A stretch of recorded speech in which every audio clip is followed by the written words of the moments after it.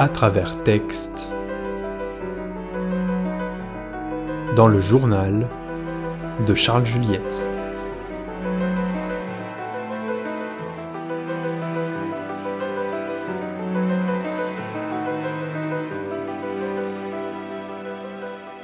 Décédé cette année, en 2024, Charles Juliette laisse derrière lui une œuvre aux notes intensément autobiographiques. L'année de l'éveil, Lambeau, mais il laisse surtout un journal fouillé, 10 tomes publiés, qu'il écrit depuis l'année 1957. Pourquoi écrire un journal ? Lui demande-t-on. Parce que je ne sais faire que ça, peut-il répondre. Le dernier journal paru de son vivant s'intitule « Le jour baisse ». Annonce de la fin, ou plutôt du crépuscule, par une expression biblique.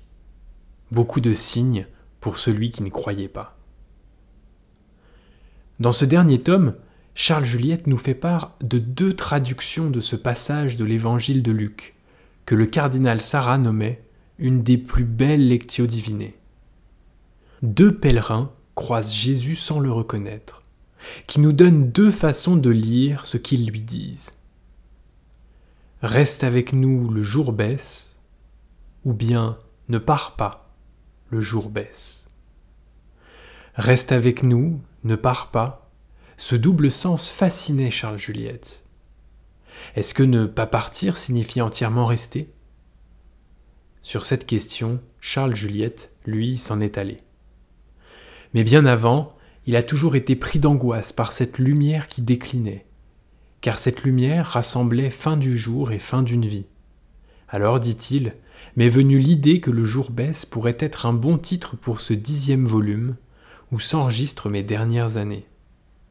C'était comme s'il sentait bien trop tôt que tout allait finir, et que le journal permettait d'accrocher l'ensemble une bonne fois pour toutes. Le journal est donc chez Juliette cet outil qui fait partie de lui. Il y raconte ses lectures, ses rencontres, et plus les années passent, plus il s'attarde sur qui il est. Le journal est son lieu d'introspection, une caverne de mystères. Mais ces mystères n'ont pas la vocation à être tous déchiffrés. Je vis l'écriture comme un défi à relever, nous dit Charles Juliette, sans dire plus loin qu'il y parvient.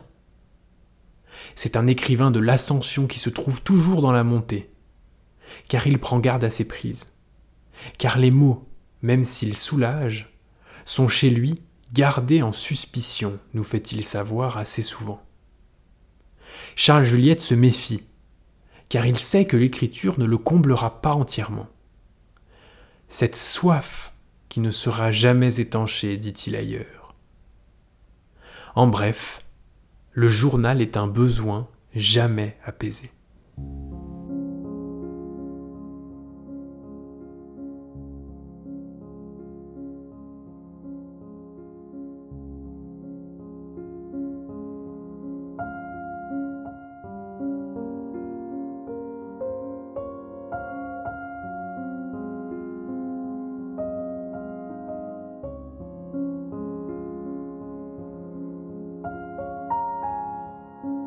Ce n'est pas une sotte petite vanité qui me pousse à mentionner cela, mais le désir de répondre à ceux qui voudraient que l'auteur d'un journal soit immanquablement un narcisse.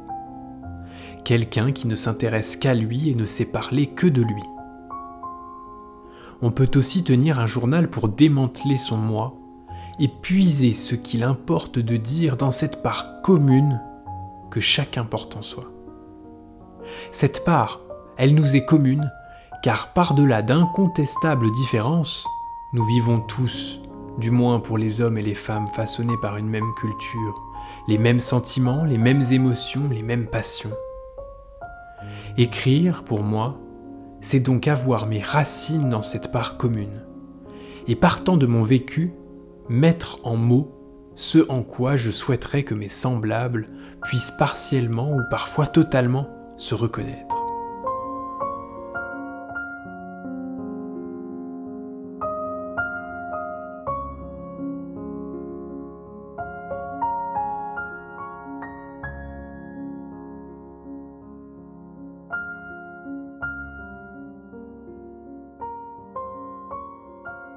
On penserait à tort qu'écrire un journal est un acte égoïste.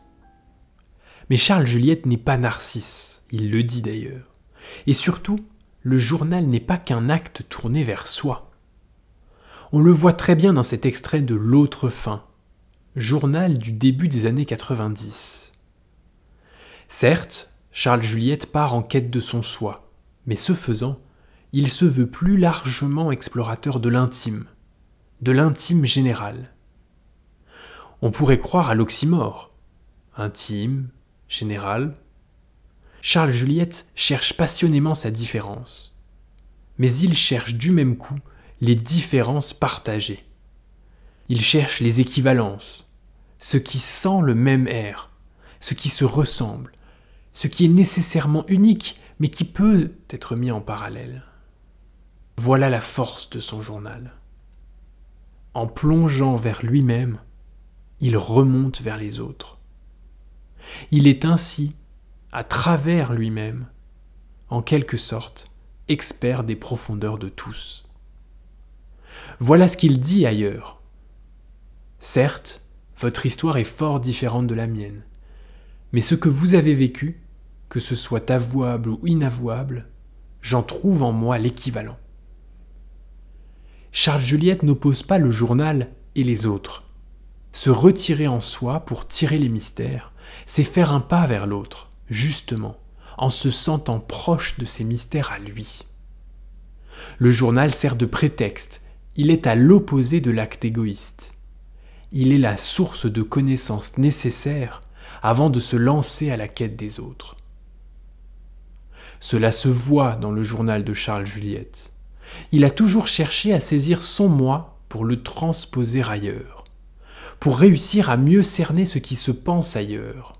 Sa longue amitié avec le peintre Bram van Velde transperce son journal.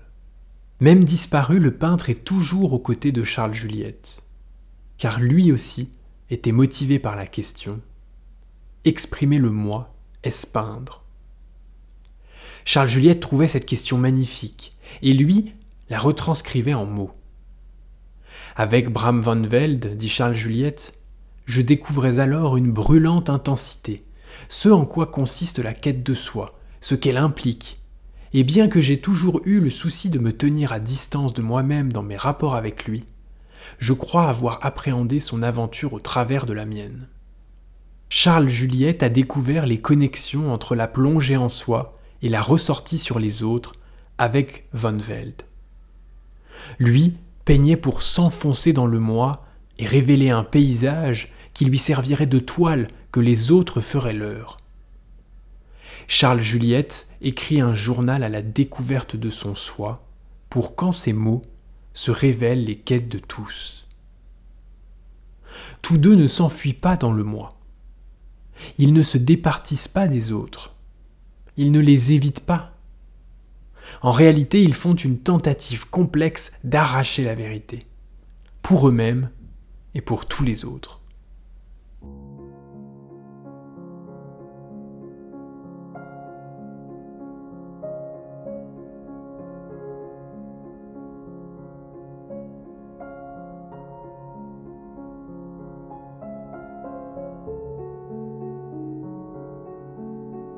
M'approcher de la source, œuvrer en moi pour m'affûter.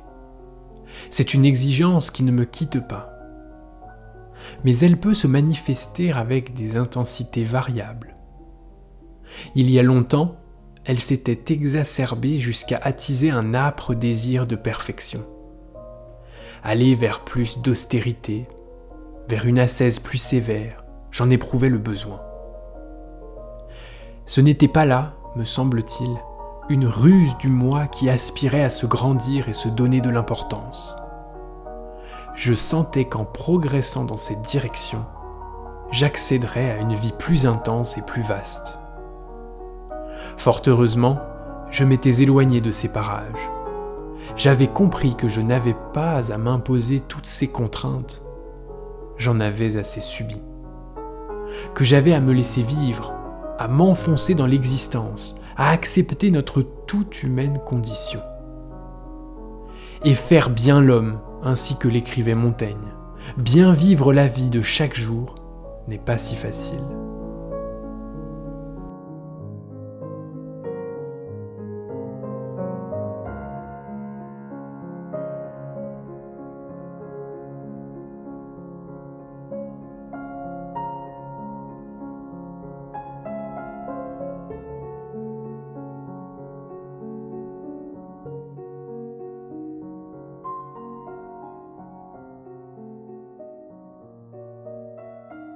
Charles Juliette connut des instants difficiles dans l'écriture de son journal.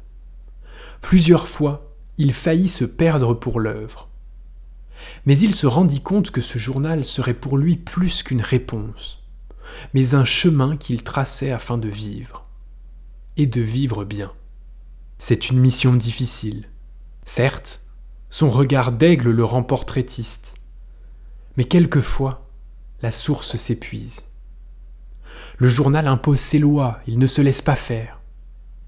Car si Charles Juliette écrit de manière irrégulière, c'est qu'il est tributaire de son inspiration, à qui il soumet la question fatidique « Es-tu vrai ?»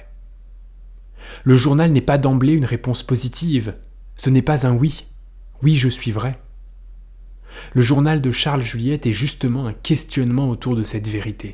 Est-ce que tout ce qu'on raconte dans un journal peut être dit vrai ? Peut être jugé vrai? Lui nous répond que non, disant que tout son travail dans le journal consiste à détruire ce qui lui vient, mais qui est trop factice. Alors une autre question, ce qui nous vient facilement, est-ce factice? Afin de rester lucide, il doit procéder à une destruction de l'ego, expression que l'on retrouve souvent sous sa plume. Cela signifie ne garder que ce qui est essentiel, ce qui symbolise l'essence, son essence, l'essence de tous. C'est sans doute pour cela que son journal est si riche, à la fin aussi, plus développé sur des parties intimes jugées au fil de l'expérience les plus en phase avec son identité. Journal riche justement parce qu'il a été coriace. Attendre que des mots viennent, dit-il, mais rien n'est venu. Heure maussade.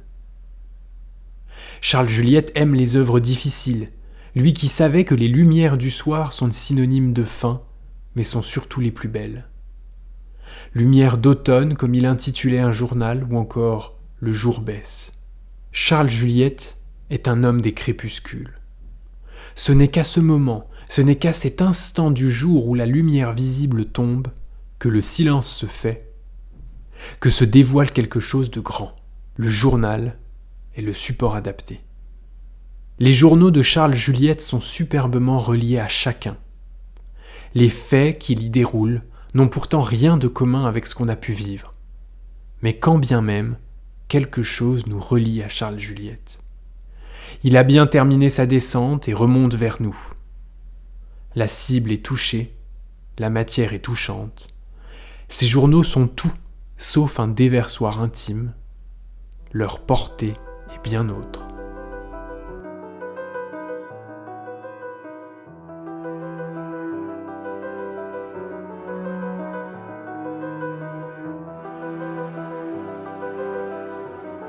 C'était À travers texte par Thomas Dutrier.